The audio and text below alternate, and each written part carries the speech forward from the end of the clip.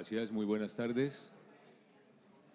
Saludar muy especialmente a los compañeros en esta mesa, el doctor Iván Darío Gómez Lee,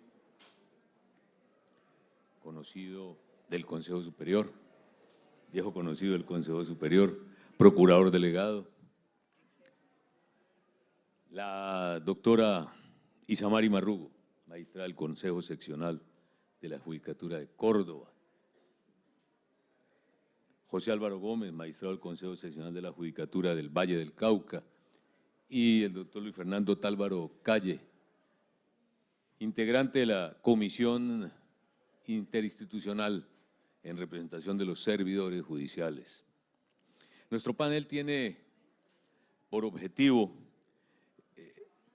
elaborar o proporcionar o construir o convocar de alguna manera algunas propuestas para la construcción de un plan de acción por la integridad y la transparencia de la administración de justicia, el papel del Consejo Superior y de los consejos seccionales, de absoluta actualidad en la medida en que la crisis institucional por la cual, no sé si es de ahora o es de siempre, ha venido atravesando la República de Colombia, nos mueve a repensarnos, a mirarnos.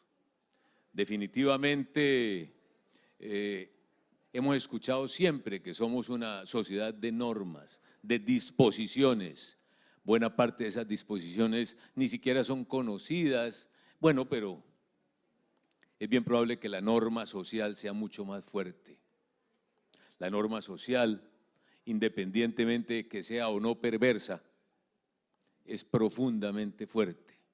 Y esa norma social que ha venido construyéndose desde el momento mismo en que hay una incursión profunda de elementos delincuenciales en Colombia, 30, 40 años de irrupción del narcotráfico de manera fuerte, 30 o 40 años y mucho más allá, basta con pensar cuando comenzó el diseño del sistema ferroviario colombiano, ya se hablaba de corrupción. Cuando el famoso escándalo de la Lockheed en los años 70 en el mundo, el príncipe Bernardo de Holanda renunció, entre nosotros todo quedó en unos simples informes de prensa. La sociedad nacional ha visto una yuxtaposición de quehaceres, de comportamientos profundamente dañinos. Y pareciera, y ahí sí hay que traer las palabras de Francisco, el diablo entra por los bolsillos. Pareciera que definitivamente los elementos, las cosas materiales, lo que se muestra, el ornamento, es lo que tiene valor y no justamente esa principalística y esos valores constitucionales que deben constituirse y han sido constituidos como carta de navegación de la República. Pero esos valores, queridos panelistas, ciertamente se han profundizado en ciudadanas y ciudadanos. El Poder Judicial ha sido visto por los ciudadanos y ciudadanas como propio, como suyo, o el Poder Judicial ha hecho lo posible por sustraerse a los ciudadanos. El Poder Judicial ha expresado o se manifiesta con expresiones ininteligibles en ocasiones para el ciudadano. Cuando él y ella, y así lo ha dicho el constituyente, ciudadanos y ciudadanas, son la razón de ser del Estado. En ese orden de ideas, quisiera preguntar, doctora Isamari, ¿qué elementos a lo largo de tu experiencia, que no es poca, a pesar de tu juventud, que no es poca, podríamos ir integrando en ese plan que lo demanda no solamente la República, lo demanda el pueblo colombiano y lo demanda el sistema judicial? Por favor. Gracias, Jorge. Buenas tardes a todo el auditorio. Mi nombre es Isamari Marrugo Díaz, magistrada de Córdoba, 24 años al servicio de la rama judicial. Como empleada, auxiliar de magistrado de Consejo Seccional, yo nací con el Consejo Superior de la Judicatura.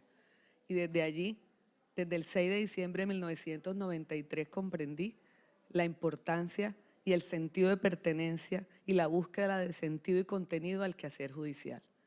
Posteriormente, en la Dirección Seccional de Administración Judicial, conocí la importancia del presupuesto para la materialización de los procesos de apoyo para que la Administración de Justicia se consolidara. Como jefe de oficina judicial, conocí la importancia del sostenimiento de los principios de lo equitativo y lo aleatorio en el reparto judicial para que así el usuario tuviera la certeza que su petición llegara a quien tenía que llegar de la manera como debía hacerlo. Posteriormente concursé como juez de la República y por mérito, otra forma de acceder a la rama judicial, la mejor forma de acceder a la rama judicial y la mejor forma de demostrar que el mérito es transparencia en la rama judicial. Fui juez de la República 5 años, como lo digo yo, juez de Pueblo Perdido, Los Córdobas, Frontera, Urabá Antioqueño, luego Cereté, cabecera de circuito. De 30 procesos pasé a 800 procesos, con 2 empleados, judicantes, y lo dejé con un índice de evacuación superior a lo que encontré. Y volví a concursar y hoy soy magistrada. Entonces, lo que tú dices, puedo hablarlo con certeza. Y quiero leer esto. 4 características corresponden al juez, decía Sócrates. Escuchar cortésmente, responder sabiamente, ponderar prudentemente y decidir imparcialmente. ¿Cómo lograr tener esos jueces?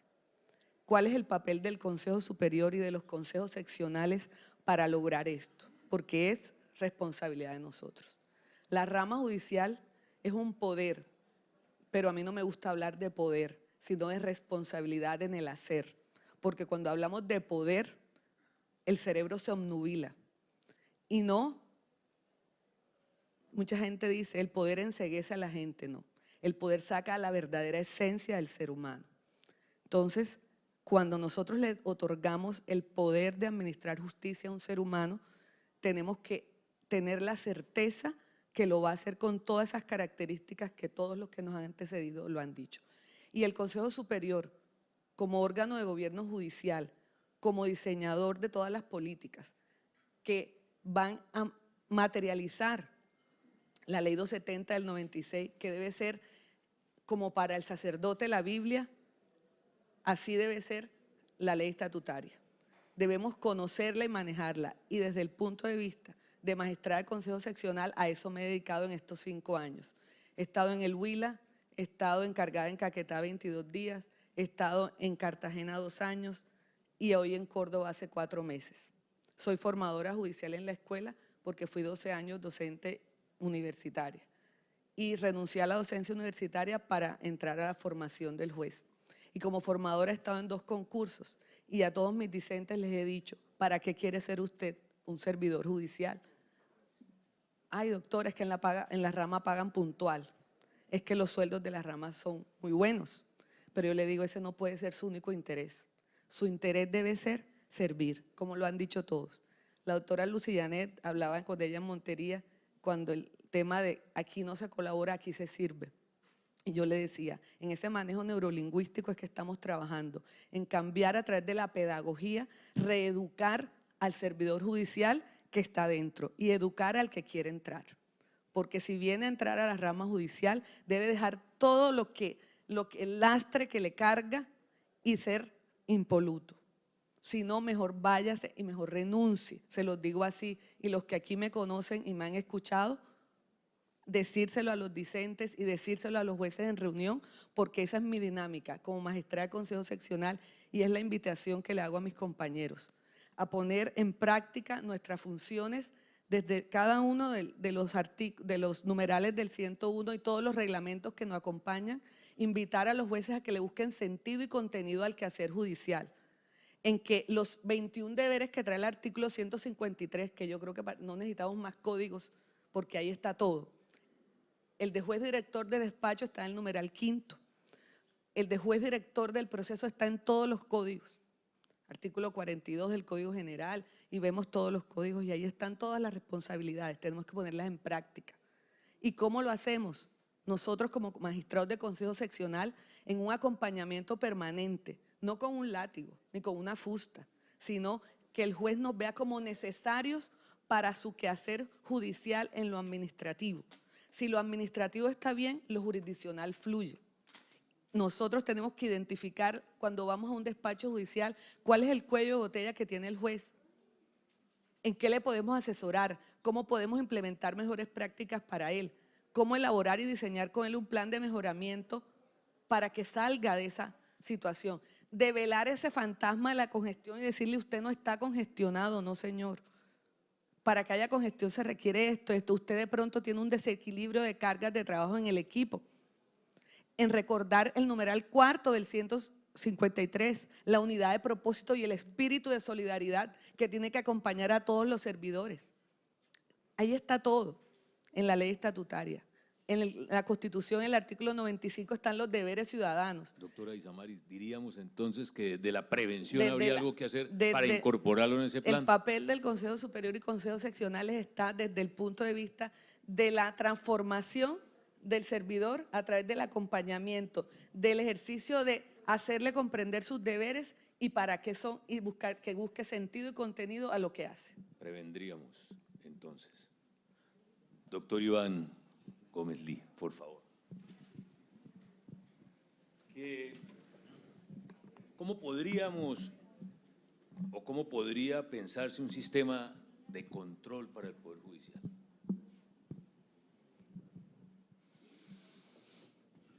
Bueno, primero que todo, quiero dar un saludo pues, muy especial a la presidenta del Consejo Superior de la Judicatura, doctora Marta, a sus magistradas, doctora Gloria, doctora Marta Sáchica, a sus magistrados, doctor Sanabria. Un saludo muy especial para todos ustedes. Estoy muy complacido por la posibilidad también, doctor Alex, de estar aquí. Muy complacido de volver a este escenario. Doctora Marta, cuando yo pues estuve este corto tiempo en el Consejo Superior de la Judicatura como magistrado en provisionalidad, me fui de verdad con un gran valor y un aprecio inmenso por la rama judicial, y tener la posibilidad de estar aquí es para mí un motivo de honor y de orgullo. Muchas gracias, de verdad no me esperaba tener esta posibilidad, doctor Max, de volver, quien nos sucedió también, volver aquí al Consejo Superior. Quiero de un sistema de control, retomar una reunión de trabajo que tuvimos precisamente en la sede del Consejo Superior de la Judicatura con Germán Bula, ¿no? Y pensar en un sistema de control que fortalezca el Poder Judicial en asuntos de control, pues es un asunto bien complejo, porque la primera, digamos, pregunta, voy a ser pues muy puntual, solo enunciar algunos aspectos. La primera pregunta que nosotros nos hacemos es ese sistema que debe comprender, y realmente el concepto de justicia en Colombia es un concepto amplio y extendido, porque la justicia tiene distintas manifestaciones. La justicia es la justicia social, la justicia son los órganos de la rama ejecutiva que imparten justicia, por ejemplo, un comisario de familia, y por supuesto que está la función de los árbitros, la función de conciliación, la función ya de la rama como tal en todas sus especialidades, y la función de la gestión o la administración de justicia que cumple el Consejo Superior de la Judicatura. Entonces, la primera premisa es: un sistema de control debe ser un sistema de control que tenga en cuenta la justicia como un todo. Y aquí yo quiero hacer una precisión que siempre he realizado. El gran problema de descongestión de la rama judicial y de la justicia es la ineficiencia del Ejecutivo. La incapacidad del Ejecutivo es precisamente lo que tiene la rama judicial congestionada con tutelas, porque si el Ejecutivo fuera eficiente el Ejecutivo fuera capaz, pues la rama judicial estaría en condiciones normales de operación, pero la gran disfuncionalidad a la rama judicial y el desprestigio además social a la rama judicial es el Ejecutivo. Y qué paradoja, muchas veces el Ejecutivo pues se lava las manos e inculpa a la rama judicial cuando el problema impector es del Ejecutivo. Entonces tenemos que hablar en esas dimensiones. Tenemos que también ver las especialidades, que siempre lo hemos afirmado en la sala, las diversas especialidades, porque cada especialidad es un mundo. Cada especialidad que tiene la justicia, si uno hablar de un sistema, no puede, digamos, establecer un sistema similar o simétrico para lo penal o para lo administrativo o para lo civil. Hay que tener en cuenta esas complejidades. Y lo regional también es muy importante, porque dentro de esas justicias que tiene el país en distintos órdenes y niveles, nosotros tenemos una justicia para las grandes urbes de Colombia, que son aproximadamente 6 grandes ciudades, pero hay otras urbes que son normales, y esa es otra dimensión de la justicia, pero hay otras ciudades que son pequeñas y hay otras ciudades que son semirurales. Entonces, un sistema de control tiene que ser pensado en esa dimensión. Un sistema de control tiene que partir, por supuesto, de una regulación. Y yo quiero retomar lo que escuchaba atrás. Me parece que desde el punto de vista de los principios y valores, el mensaje de la doctora Marta, de la presidenta, para la instalación de este encuentro del Consejo Superior de la Judicatura, también encierra precisamente esa principalística. Escucha pues, al procurador, al presidente del Consejo de Estado, al ministro de Justicia, y creo que en principios, en ética y en valores hay un gran consenso, pero si no tenemos reglas, si no tenemos una regulación, si no tenemos órganos, como se acaba de decir, si no tenemos instrumentos en ese sistema de control, pues el gran riesgo es que toda la parte axiológica de la Constitución de 1991, todo ese ideario que hemos venido soñando y construyendo, se puede venir a pique si no tenemos órganos, si no tenemos reglas.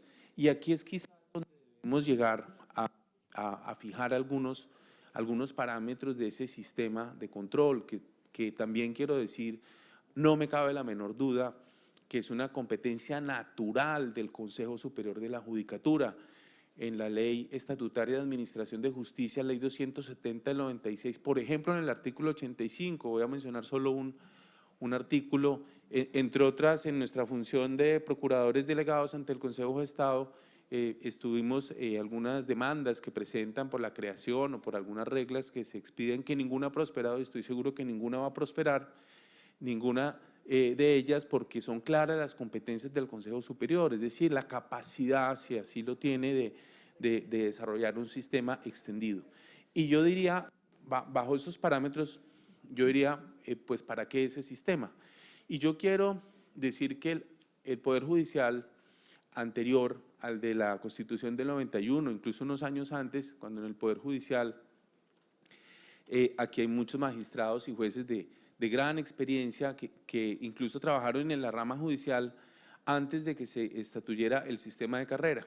Y ese Poder Judicial, al cual no quisiéramos regresar, donde se nombraban a los jueces, pues los jueces eran nombrados de manera temporal, es decir, el juez tenía que, digamos, hacer renovar su nombramiento, creo que cada 2 años, ¿no es cierto? Cada 2 años. Entonces, pues eso que ojalá nunca vuelva a ser así, sigamos con un sistema de mérito, pero ¿qué sucedía? Que se autorregulaba. De alguna manera, si había ruido de algún juez, alguna situación extraña, pues eso se sabía en el tribunal, eso se sabía en la corte y no le renovaban el nombramiento. Pero ¿qué ha sucedido? La corrupción llega a todas partes, la corrupción está en la Procuraduría, la corrupción está en la empresa privada, la corrupción está en el Ejecutivo. Yo digo, a nosotros el Ejecutivo tiene mucha autoridad para darnos lecciones de cómo combatir la corrupción. Digamos, tenemos que partir de la base que la corrupción está en todos. Pero si la corrupción está en todos, de alguna manera, también el sistema de carrera administrativa, pues lo que ha hecho es que en un grupo siempre hay un porcentaje de corruptos. Pues hay corruptos que pues han empezado de jueces, han pasado a magistrados de tribunal y también han llegado a las altas cortes. Eso también hay que entenderlo, pero eso no hay que entenderlo para rasgarse las vestiduras ni para hacer señalamientos de que pasen a nadie a la hoguera, sino hay que entender que el sistema lo que debe reaccionar y tener unos instrumentos para prevenir que ello ocurra. Y cuando ello ocurre, tener la capacidad de tomar medidas oportunas. Y yo creo, y un poco de pronto discrepo algo de lo que se dijo atrás, yo digo, para mí en los juzgados del país, en el sistema judicial a nivel de juzgados, hay muy pocos sistemas de control, creo yo, no sé, tal vez puedo estar equivocado, pero me parece que hay muy pocos o casi ningún sistema de control interno de autorregulación. Y creo que en los tribunales también pasa algo similar. Claro, como la corrupción escaló a las altas cortes, entonces es precisamente allá donde todo el mundo está mirando. Pero yo creo que nosotros deberíamos mirar la posibilidad de desarrollar esos sistemas de autorregulación, de control, de prevención, de fortalecimiento para los juzgados, reitero, con esas características, para los tribunales. Pero quizás de pronto eso podamos hablar más adelante. Gracias. Gracias, doctor Iván Darío. Doctor Luis Fernando, doctor Gómez Lee, y que ha avanzado la doctora Isamari, ¿cómo podríamos pensar, ha tratado el doctor Gómez Lee el tema de carrera? De alguna manera ha llegado al sistema de carrera. ¿Qué opinión al respecto, qué nos podrías manifestar? Si ello es un garantizador justamente de unos postulados éticos o por el contrario se convierte en una cabeza de turco. Bueno, muchas gracias a todos, a la doctora Martolano, a todos los magistrados del Consejo Superior de la Judicatura y por supuesto a los compañeros aquí panelistas, a la doctora Isamari, al doctor Chacón. Yo quiero empezar por ahí la lucha que ha sido para el Poder Judicial colombiano, el de tener jueces y empleados en carrera. Y el doctor Iván ahora hablaba de los jueces que eran nombrados, digamos, no solamente antes de la Constitución del 91, porque la carrera en la rama judicial se conquista en el año 1988. O sea, 2 o 3 años antes de la Constitución del 91. Pero fue la lucha pestante y permanente de la sociedad y de los trabajadores judiciales para evitar lo que se venía dando y era el nombramiento cada 2 años y por paridad política, porque aquí operaba también la paridad política en la rama judicial, 2 años nombrados y por supuesto la inestabilidad que ello generaba y la pérdida de autonomía e independencia judicial de los jueces y de todo el sistema judicial y de la dependencia del fondo rotatorio del Ministerio de Justicia, nefasto. Por eso, a partir del 88 que se crea la carrera judicial, pero también a partir del 91 que empieza el Consejo Superior de la Judicatura, hay un avance para todos el Poder Judicial colombiano. Y lo rescatable es que hemos logrado al día de hoy tener más o menos un 75% de jueces de la República en carrera y aproximadamente un 90% de los magistrados de tribunal y un 62% de empleados. Con lo que aspiramos nosotros que en este concurso que viene, pues empiece a funcionar realmente como debe ser, digamos, la justicia. Igual en la parte administrativa, en donde los empleados también han entrado ya en la carrera administrativa y esto es garantía de autonomía e independencia para los jueces de la República y para el Poder Judicial. Por eso creemos nosotros de que hacia el futuro el sistema judicial va a mejorar porque lo que trae precisamente la carrera es que se escojan, se seleccionen no solamente los mejores profesionales, sino que también existan unos mecanismos de control que trae precisamente ser funcionario de carrera, y son las calificaciones, es el seguimiento y es el plan de mejoramiento. Por eso, necesario que el Consejo Superior de la Judicatura piense en ese tema del mejoramiento a través de realizar unas calificaciones de desempeño, pero a la vez hacer unas concertaciones de meta con los trabajadores, con los empleados y con los jueces, porque si no hay esa concertación, pues es indudable que no puede haber una buena calificación ni una buena evaluación. ¿Sobre qué se va a evaluar? Y considero de que eso también cierra la puerta a lo que se está dando actualmente, y son los nombramientos a dedo en muchas de las instituciones nuestras. Hay que evitar al máximo que se siga con ese método. Por eso yo critico la parte de la descongestión que se dio en la rama judicial. Fueron 3 billones de pesos que nos gastamos en 5 años y que estamos tardíamente, estamos hoy para hacer una evaluación. Es decir, hay que evaluar qué nos dejó la descongestión. Fueron 3 billones, fueron aproximadamente 8.000 trabajadores, unos 800, de esos 8.000, unos 800 jueces, y hay que evaluar la forma en que fueron escogidos, nombrados, la forma perversa en que el Ejecutivo dio los dineros que llevaban a que no supiéramos cada 3 meses si había o no plata, y por supuesto esto llevaba a la inestabilidad de esos trabajadores, pero también hubo perversidad en los nombramientos de esos funcionarios, porque entonces no se volvían a nombrar los mismos sino otros. Y esto, por supuesto, pervierte el sistema y hay una pérdida de fe en la ciudadanía, porque hay que evaluar también cómo fue el trabajo de ellos, de esas personas que pasaron por acá, por la rama judicial transitoriamente y que no fueron de carrera y que fueron nombrados por los métodos que nosotros decimos corresponden a otras dimensiones.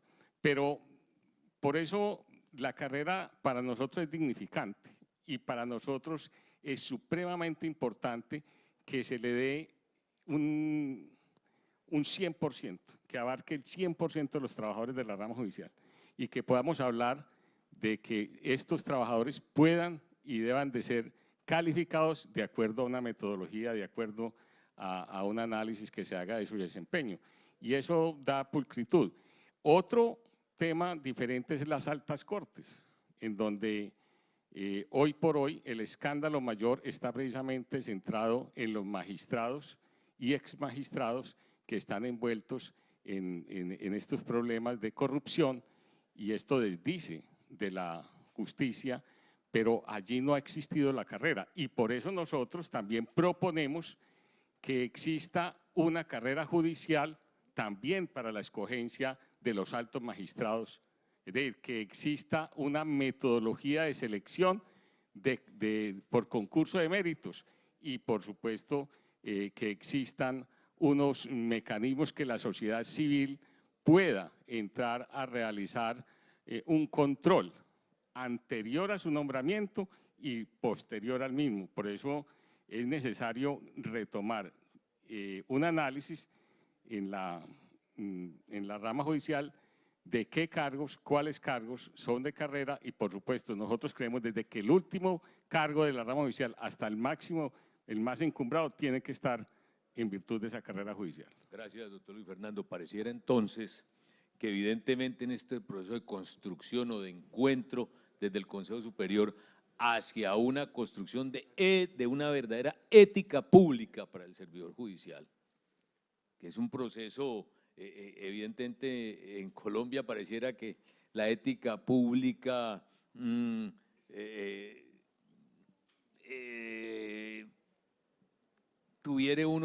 fuere tan ancho como tan larga, como tan amplia.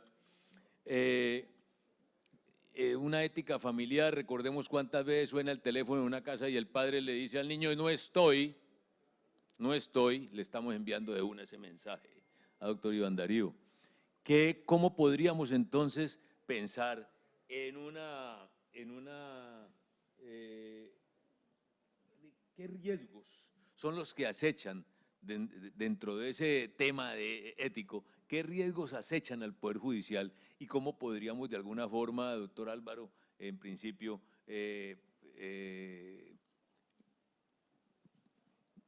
generar un plan antes de que el doctor Iván Darío nos dé juego con esos riesgos? Que yo sí quiero que me hable de ellos porque conversábamos sobre esto. Y Álvaro, cuéntame el ejercicio allá en Cali que me comentabas. Jorge, gracias. Buenas tardes para todas y para todos. Un saludo muy especial a los miembros del Consejo Superior.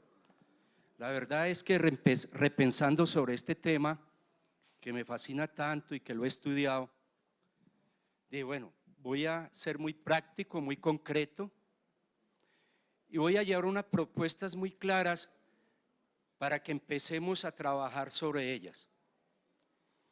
Inicialmente, tenemos que recordar que estamos en un Estado constitucional de derecho, donde el juez en ese Estado constitucional de derecho es el eje del ordenamiento jurídico, donde tenemos una constitución antropocéntrica, una norma compuesta de principios, valores y reglas. Por eso, este es el siglo XXI, el del derecho de los jueces, el poder de los jueces, porque ya en el derecho constitucional o en el Estado constitucional de derecho, el juez es productor de derecho, es productor de normas. Hoy en día se habla de la fuente del derecho no solamente de la ley, sino también de la jurisprudencia. Entonces, si nosotros tenemos un juez autónomo, un juez independiente, es importante precisar, la doctrina internacional hace una diferencia, nosotros tratamos autonomía e independencia indistintamente. La independencia se refiere al funcionario que administra justicia y la autonomía al órgano que administra la administración de justicia, como el Consejo Superior y la Dirección de Administración Judicial, que es el sector administrativo. Hay factores endógenos y exógenos que afectan esa independencia judicial del juez. No me voy a referir a ellos, porque quiero hacer una propuesta muy clara, muy precisa.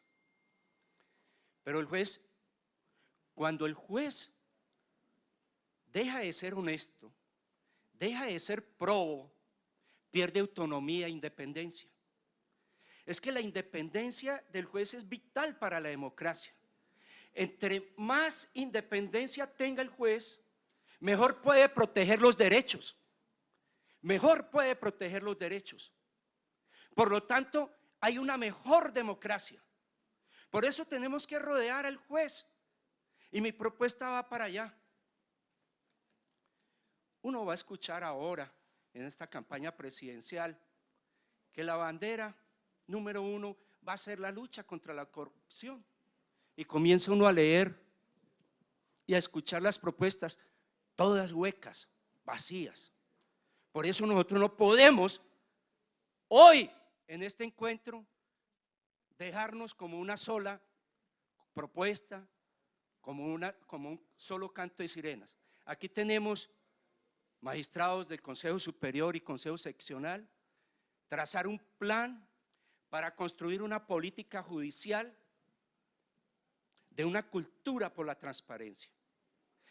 Y eso lo tiene que liderar el Consejo Superior de la mano con las altas cortes y los otros órganos, el fiscal, la fiscalía, la procuraduría, el Ministerio de Justicia. Sí, pero tenemos que hacer un plan de corto, mediano y largo plazo y tenemos que tener la capacidad de autorregularnos y autorreformarnos y no esperar a que nos impongan las reformas. Por eso debe hacerse un plan ya, estamos cortos para hacerlo. Hay muchas ideas, ya hay mucho trabajo adelantado. Hay el Colegio de la Judicatura de Colombia, donde yo hago parte, tenemos ya un proyecto de ley estatutaria que sirve de mucho, sirve como insumo de trabajo. Y hay muy buenas prácticas judiciales en las diferentes seccionales del país. Yo quiero mi propuesta va a ser esa. Uno, para el Consejo Superior, para lograr una política judicial de una cultura por la transparencia. Y otra, la que podemos hacer los consejos seccionales, junto con las direcciones seccionales y con la auditoría interna y con nuestros jueces. En Cali, a raíz de que una juez fue procesada y capturada del circuito con más de 30 años de trabajo por el problema de reparto, dijimos, bueno, ¿cómo está esto? Y desde esa fecha, y mucho antes de que el fiscal dijera que el reparto estaba manipulado, que estaba intervenido en todo el país, nosotros hemos tenido ya 5 reuniones y hemos venido trabajando de la mano con nuestros jueces. Y vamos a hacer esto, y esta es la propuesta que yo quiero hacerles a ustedes. Nosotros tenemos una gran ventaja y deberíamos reivindicar nuestra labor, nuestro rol en cada seccional, y es que implementemos un pacto por la transparencia con nuestros jueces. Los jueces están interesados. Nosotros ya tenemos un cronograma para reunirnos con cada especialidad de los jueces, y hoy traje yo un proyecto que hemos trabajado en la seccional junto con la dirección seccional y la corporación. Lo vamos a someter a los jueces porque encontramos que en el reparto hay 3 fases muy puntuales. La de los abogados litigantes, ahí hay unos focos de corrupción. Ese es un punto clave para la corrupción en Colombia. Luego en la oficina judicial y luego cuando ya está en el despacho judicial. Yo voy a compartirles a todos mis colegas ese proyecto que trajimos de la seccional del Valle. A mí me parece que es importante, como es importante también, magistrados del Consejo Superior, tener un registro vigente siempre para evitar el clientelismo judicial. Cuando un juez deja de ser honesto, deja de ser probo, pierde la independencia, porque se hipoteca su conciencia, se vende, ya no es independiente, que es un valor sagrado. Desafortunadamente, y no por eso, en nuestra Constitución se adoptó el principio de independencia judicial, pero no el de imparcialidad. Nosotros que le copiamos a la Constitución española de 1978, dejamos ese artículo como si está establecido en la Constitución española, porque un juez debe ser independiente, pero debe ser responsable con esa tarea, con esa labor inmensa que hay de proteger los derechos humanos y los derechos fundamentales. Debe ser un juez pro, estudioso, debe ser responsable. Ese juez tiene que ganarse la confianza de la comunidad. También tenemos pensado también de hablar con los decanos de todas las facultades de Derecho que hay en el Valle del Cauca, que son como 12, porque necesitamos el acompañamiento de las universidades, también de las colegiaturas de abogados. Es importante que haya control ciudadano en el ejercicio de esa labor trascendental y fundamental, de las más grandes que pueda ejercer ser humano alguno, el de nuestros jueces. Y qué bueno que nosotros podamos suscribir con pactos de transparencia con nuestros jueces, porque es que la ética se construye con las buenas prácticas, así como la corrupción se construye con las malas prácticas, la ética se construye con las buenas prácticas, y nosotros debemos implementar, socializar y sensibilizar a nuestros jueces para que suscribamos pactos de buena transparencia en el ejercicio de la labor judicial. Doctor Álvaro.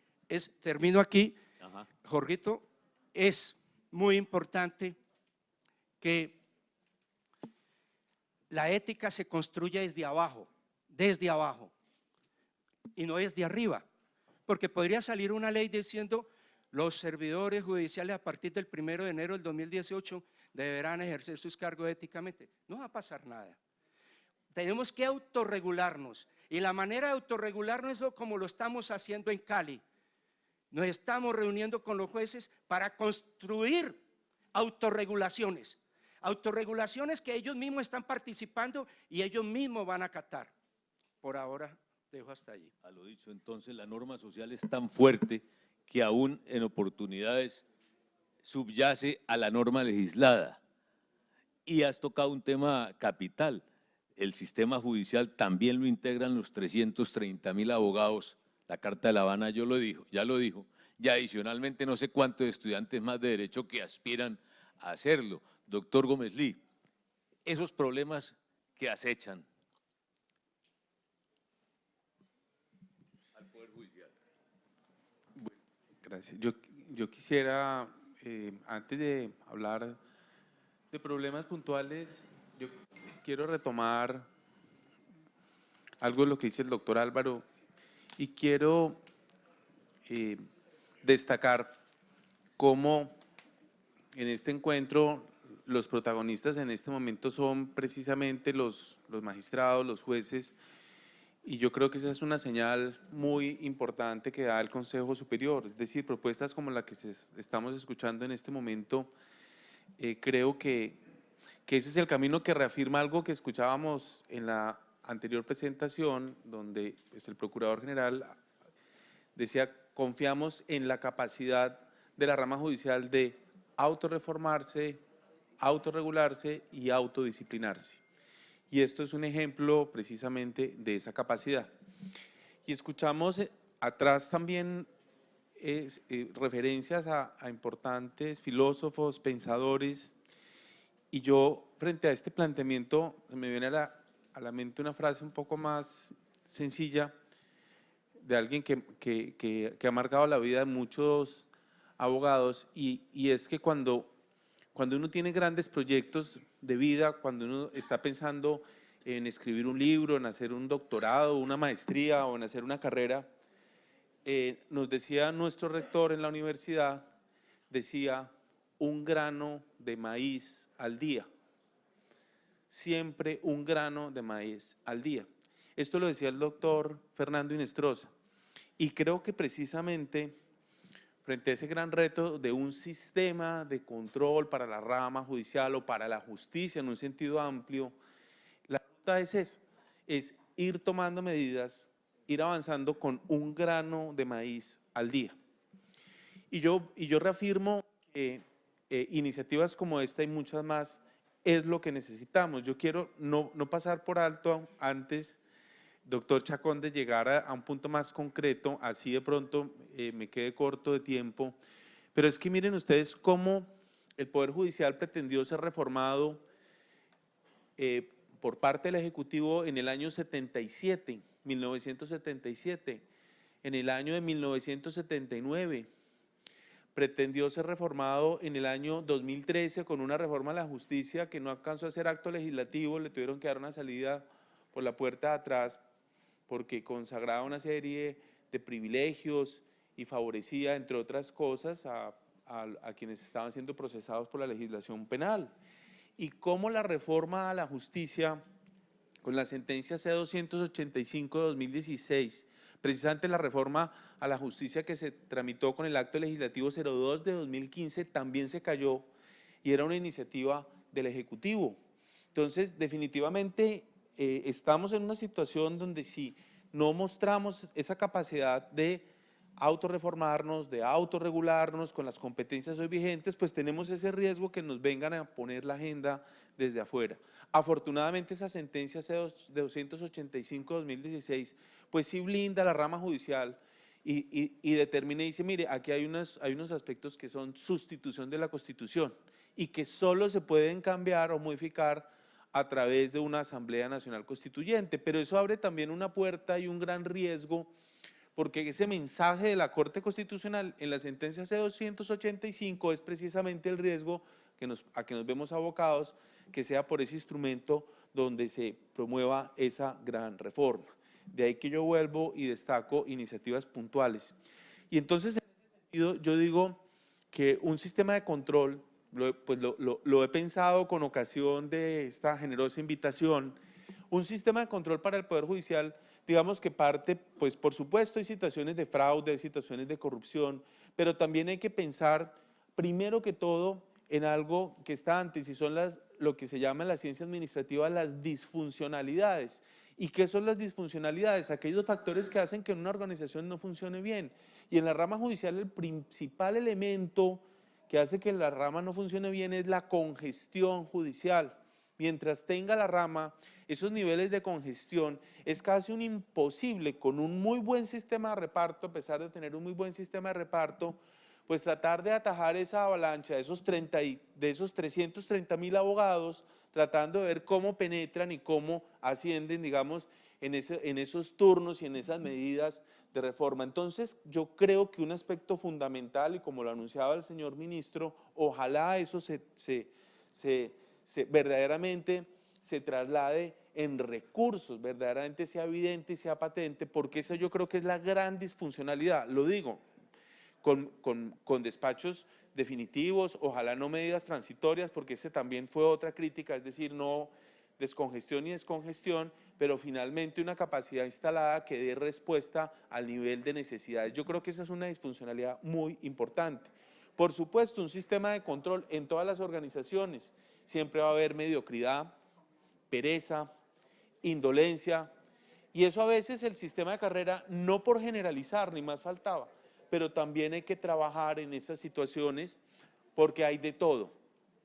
Hay una altísima producción judicial, hay unos niveles de estrés del funcionario en la rama inmensos por las cargas de trabajo, pero también por allí hay que también hacer controles para algunas personas en esa línea. Y la tercera línea, la más compleja, claro, la del fraude, la de situaciones de corrupción que se pueden presentar. Y aquí se ha venido hablando de muchos de estos aspectos. Claro, ese regalo, esa dádiva, ¿cuál es el nivel de tolerancia? No, la botella de whisky sí, pero ¿de cuánto? ¿De sello rojo o el sello negro, pero ya el sello azul, el sello dorado? Es decir, cero regalos. El tema de los favores, el tema de los nombramientos. Hay factores de corrupción en los remates que se realizan en los juzgados. Hoy en día hay un elemento de mucho riesgo y es el tema, un asunto más de la Fiscalía en los procesos de extinción de dominio. Hoy hay una nueva modalidad, los procesos de restitución de tierras, los vemos desde la Procuraduría. Hay unas haciendas de números de hectáreas que uno no se alcanza ni siquiera a imaginar, procesos de extinción de dominio, donde hay muchos intereses económicos de por medio. Los asuntos de congestión, de nuevo, por ejemplo, en ejecución de penas, el sitio de reclusión en la medida de aseguramiento, la suspensión provisional, por ejemplo, en nuestra jurisdicción contencioso administrativa, la suspensión provisional del acto administrativo. Y aquí hay un elemento que es muy crítico y está afuera de la rama. De nuevo, los abogados litigantes. Carteles de abogados. A mí me ha llamado la atención ahora que estoy en una perspectiva de trabajo con la Nación y con las entidades de mayor litigiosidad, como por ejemplo en el Ministerio de Defensa, ese fenómeno que se identificaba de cartelización de algunos grupos de abogados cartelizados en ciertos departamentos, muy marginal, no, ha llegado a la Nación realmente incluso con nombres y apellidos, pero los podemos mencionar en los comités de trabajo con el Ministerio de Defensa, pero no los podemos, digamos, pues hacer públicos, pero toda una estrategia, Procuraduría, Ministerio de Defensa, y seguramente esto está sucediendo en otras entidades. Y esa modalidad tan tremenda, claro, de la cooptación, del tráfico de influencias. Y para terminar, hice una listica de 10, doctor Chacón, el asunto de la suplantación, las falsedades, que son aspectos que tienen que ver más con el fraude. Yo digo, esto es solo una aproximación muy tentativa. Lo valioso es partir de los riesgos, hacer un trabajo como el que ustedes están haciendo en el departamento del Valle, hacer los mapas de riesgos y proponer esas medidas de contingencia para prevenir que esos riesgos se materializan y se concreten. Y algo que es muy importante, comunicarlo. Es muy importante que también la sociedad, el usuario de la rama judicial, esté enterado, esté informado que hay todo un sistema de prevención, de trabajo. Les cuento, por ejemplo, en el tema de soborno, se aprobó el año pasado una norma internacional, una norma ISO 37001 contra el soborno para organizaciones privadas y también para organizaciones públicas. Eso funciona con unos mecanismos de autorregulación, también otras estrategias que utilizan las entidades en el sector financiero, es que los grandes bancos, las grandes organizaciones tienen un funcionario del más alto nivel que se llama oficial de cumplimiento. El oficial de cumplimiento es una función de control precisamente encargado de la prevención y de atacar situaciones de fraude. Allá se llaman operaciones sospechosas, por ejemplo. Aquí en la rama se podrían identificar situaciones sospechosas, lo digo, también lo vemos desde la Procuraduría. Muchas veces recibimos el mensaje del juez, del magistrado o de nuestro procurador judicial en un arbitramiento y dice, están sucediendo cosas extrañas, hagamos algo. Ese llamado que a veces siente el juez, porque muchas veces el juez es el solo, digamos, en su despacho, con un equipo desprotegido, o el magistrado en el tribunal, que siente que algo hay extraño, pero no tiene a quién acudir, no tiene un acompañamiento para decir, mire, ese proceso aquí, este es un proceso sospechoso, acompáñenme, apóyenme, ayúdenme. A veces se lo hacen a la Procuraduría, pero no debería ser quizás a nosotros, debería ser un instrumento de control interno para que preste esa colaboración. ¿Algunas ideas, doctor Chacón? Desde luego que ya con el experticio que usted maneja, doctor Gómez Lee, se evidencia la importancia entonces ya no solamente de lo preventivo, sino también del acercamiento en los procesos investigativos, como de acciones conjuntas entre diversas agencias que puedan de alguna forma cautelar estas situaciones, ¿cierto? Pero ha tratado un tema muy importante y es lo presupuestario. Bueno, y es indudable que todo lo que aquí casi se ha hablado en este conversatorio está atravesado por una necesidad y es presupuesto.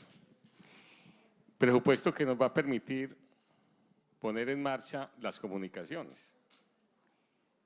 Presupuesto que tiene que permitir que se comunique las decisiones judiciales y se recopilen. Si no hay dinero no se puede hacer y eso implica mayor número de empleados. No lo puede hacer con el tren de empleados que tiene. Y la dirección ejecutiva lo mismo. La dirección ejecutiva en este momento tiene un faltante hoy de 530 cargos. Las unidades de la dirección ejecutiva están sobrecargadas. Y no vamos a ir congestionadas, sino sobrecongestionadas. Y allí, por ejemplo, la unidad de liquidación tiene y necesita contadores. Lo mismo que la unidad de defensa de la rama judicial. Y así todas las unidades y todas las direcciones seccionales. De tal suerte que para poner en marcha las medidas que aquí se han planteado, pues necesitamos eso. Necesitamos que se comuniquen las decisiones judiciales, que se haga pedagogía de las decisiones judiciales. Había un programa muy bueno, en Antioquia al menos, que era en tela de juicio y se perdió. Es decir, no hay con qué sostenerlo o no sabemos cuál es la causa por las que vamos entregando este tipo de avances que tenemos y un periódico de evidencias que también se repartía a nivel nacional. Me parece que hay que darle continuidad. Y hoy por hoy, para poder entonces trabajar esos aspectos, necesitamos un presupuesto adecuado y los controles necesarios. Las salas disciplinarias requieren y necesitan mayor número de personal.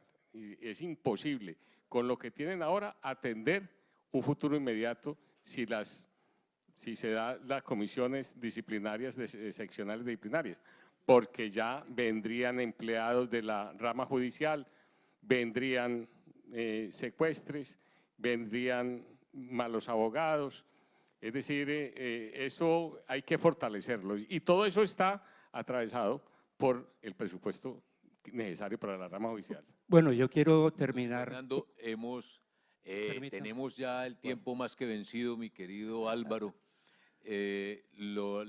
Sería agradecerle a la presidenta del Consejo Superior, a la magistrada y magistrados del Consejo Superior, este panel, y muy de seguro, doctor Gómez Lee, Álvaro, Isamari y Luis Fernando, que en otra oportunidad podremos de verdad solazarnos con todo el tiempo. Gracias, presidente, gracias.